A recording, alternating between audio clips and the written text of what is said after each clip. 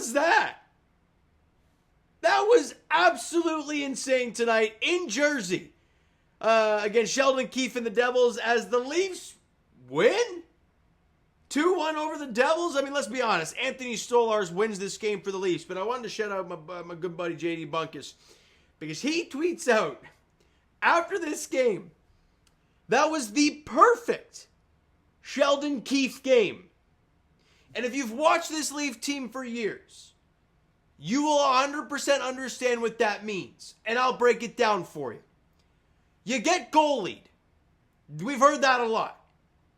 You get a bad bounce against, some weird one. That happens a lot.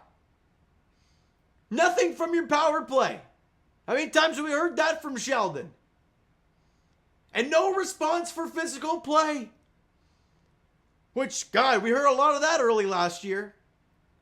And of course, you win the deserve to win-o-meter. But then you lose in overtime. It's crazy stuff. The Leafs pull a Uno reverse card on Sheldon Keefe, or he just showed his true colors now. Obviously, it's bounces and whatnot. But the Leafs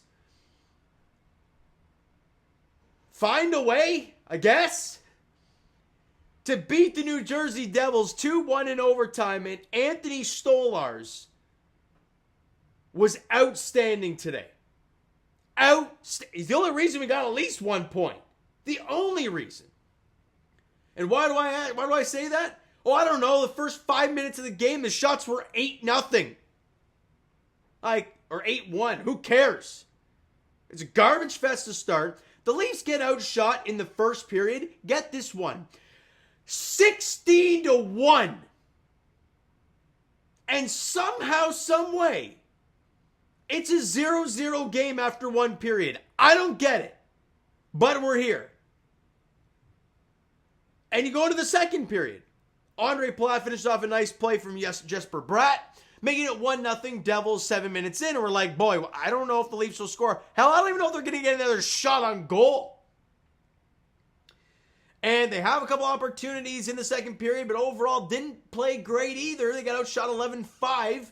And you're down 1-0 going into the third. You're getting outshot 27-6. And you're only losing 1-0. It makes no sense at all. But as I've said in videos past, shots on goal, meaningless. It's what goes in the back of the net. And to that point, you're only on 1-0. And we go to the third. And at one point, I believe was it the first period? Where the Leafs had a power play, and they got outshot 2-0 on the damn power play. They played that bad. Maybe that was in the second period. I don't know. And in the third, Leafs killing off another penalty. And great initial save from Anthony Stolarz. Scramble ensues in front. He loses his stick, gets knocked into the net. May have embellished a bit, but goaltenders do. And then Connor Dewar ends up picking the puck and just kind of lifting it out of the zone. And it obviously bounces into the offensive zone. But Connor Dewar chasing down, who was it? Mercer? I can't remember who it was. Wins the puck battle. That guy slips and falls. Pontus Holmberg is following up the play and just kind of sweeps this thing. And it goes 5-hole on Jacob Markstrom. So hold on a tick. You're getting outshot to all hell. Your power plays have looked useless. And you score a shorthanded goal from Pontus Holmberg to tie the game midway through the third. Dewar and Tanev have assists in the goal at, like I said, at 10:42, and we're tied. I don't know how, but we are tied. And we go to the overtime frame, because somehow the Leafs get a point. Get outshot 10-9 in the third. They slowly got better, but boy, it shouldn't have been. This should not have happened. Get outshot 10-9. You win the third period 1-0. You somehow get a point, thanks to Anthony Stolarz. And you go to overtime, and boy, this overtime, guys, has gotten so damn boring with the, oh, there's nothing there, let's pass it back. Get into the neutral zone, spin around, get a change. Like, holy crap, let's get going. But then when it gets going, oh, it's mayhem. I don't know what Anthony Stolarz, I don't know who he made this save off of, but he knocks it away with his blocker. Beautiful stop. And he kind of knocks it in the air into center ice. Matthews doesn't know where the puck is. And the defender was Dougie... No, who was it? Hold on. Who was it? I remember seeing the name. Give me 1 second. Check the names. Sigenthaler, not Luke Hughes. Oh, Brett Pesce was on him. And Brett Pesce, if you know hockey, he's a damn good defender. Gets to Matthews, but Matthews gets the puck first. And Pesce is on his back. Not giving him any space whatsoever. But Matthews being strong, being able to control the puck down the ice, and he gets what? Just outside the blue paint, and Markstrom is deep in his net, and he's down in the ice, and Matthews, I don't know how the hell he did it, but right outside the blue paint, or hell, maybe even inside the blue paint, I don't know. Somehow gets this thing up in the air, and he roofs the damn thing for the overtime winner, his 9th of the year, and like I've said countless times, somehow, some way, the Leafs win this game in overtime. They shoot the Devils 2-1 in overtime. Who the hell cares? Get outshot for the game, 39-17. Again, let me say that again. 39-17. And you win this game. It makes no sense. Face-off dot, you lost that one, but it was pretty even. 30-29 in favor of the Devils. Special teams. Let's be honest, guys. They were ugly for both teams. Leafs got diddly squat going on the power play. The Devils' #1 power play didn't look like that tonight. And then allowed the Leafs to score a shorty. So I guess technically we won the special teams battle. Hits, and let's talk about one of them. Leafs out-hit the Devils 22-18, and Max Pacioretty. We've learned to start this year. This guy ain't afraid to throw his weight around. He's kind of learned what he needs to do to stay in the league. And that's throw the body. Jack Hughes gets the puck, puts his head up, and when he looks up, all he sees is a white jersey and a blue crest in the middle. And if you watch the replay and really slow it down, he kind of backs off like this, like, oh God, I'm going to get crushed. And, well, he does anyways. Gets absolutely hammered by Max Pacioretty. And what's really weird about it, for one, no Devil really stepped in to kind of, be there for their teammate, especially Jack freaking Hughes. Regardless, clean hit or not, that's a dangerous hit. But it was clean.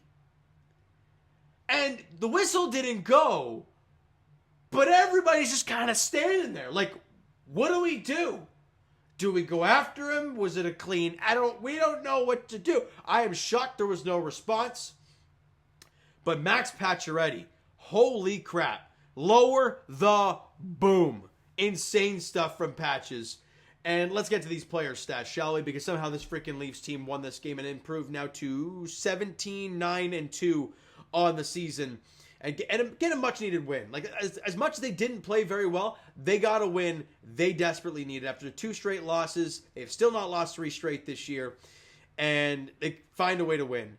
And the main reason they won, Anthony Stolarz. I've said it before, guys, how I'm a Joe Wall guy, but you gotta credit Anthony freaking Stoll. He was magnificent. Basically in his hometown, probably had family and friends in the stands, and he allowed 1 goal on 39 shots and was the sole reason the Leafs got any sort of points tonight. He was magnificent.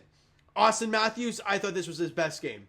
I truly thought this was his best game, which is weird because the Leafs completely sucked. But he had 5 shots on net, and he probably missed it about 3 times, had like 4 different breakaways. It was a weird game.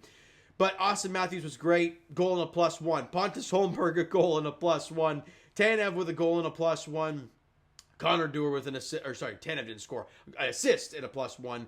And Connor Dewar with an assist and a +1. A weird one in Jersey, but the Leafs do get the victory. Now, the next game for the Toronto Maple Leafs is on Thursday night as they host the Anaheim Ducks on my birthday. 7 o'clock puck drop between the Leafs and Ducks. Since it's not a back-to-back, I'm curious how they play this.